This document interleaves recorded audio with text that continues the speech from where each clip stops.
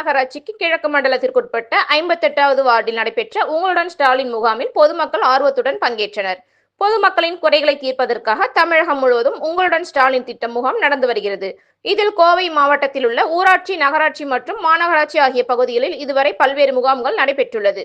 இதன் ஒரு பகுதியாக இன்று கோவை மாநகராட்சிக்குட்பட்ட கிழக்கு மண்டலம் 58வது வார்டு கோத்தாரி நகர் பகுதியில் உங்களுடன் ஸ்டாலின் முகாம் நடைபெற்றது.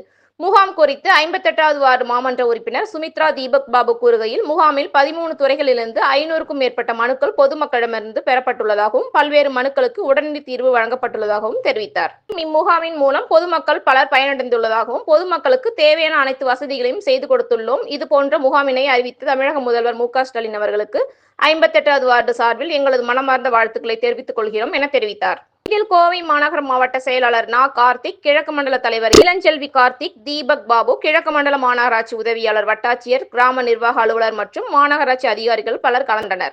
அனைவருக்கும் வணக்கம். என் பெயர் சுமித்ரா.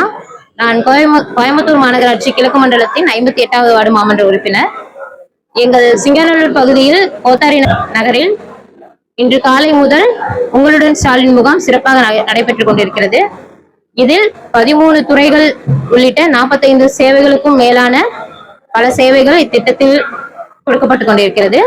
இதில் காலை முதல் இதுவரை ஒரு 500க்கும் மேற்பட்ட பொதுமக்கள் பங்கேற்று அந்த திட்டத்தை சிறப்பாக பயன்படுத்திக் கொண்டு நிறைய பிரச்சனைகளுக்கு தீர்வு கண்டு மிகுந்த மகிழ்ச்சியுடன் சென்று கொண்டிருக்கின்றனர். இன்னும் பொதுமக்கள் வந்து கொண்டுதான் உள்ளனர். இப்படி ஒரு நல்ல திட்டத்தை எங்களது வார்டில் கழித்த எங்களது தமிழ்நாடு முதலமைச்சர் அவர்களுக்கு எங்களது பகுதி மக்கள், எங்களது 58வது வார்டு பொதுமக்களின் சார்பாக எங்களது மனமார்ந்த நன்றிகள்.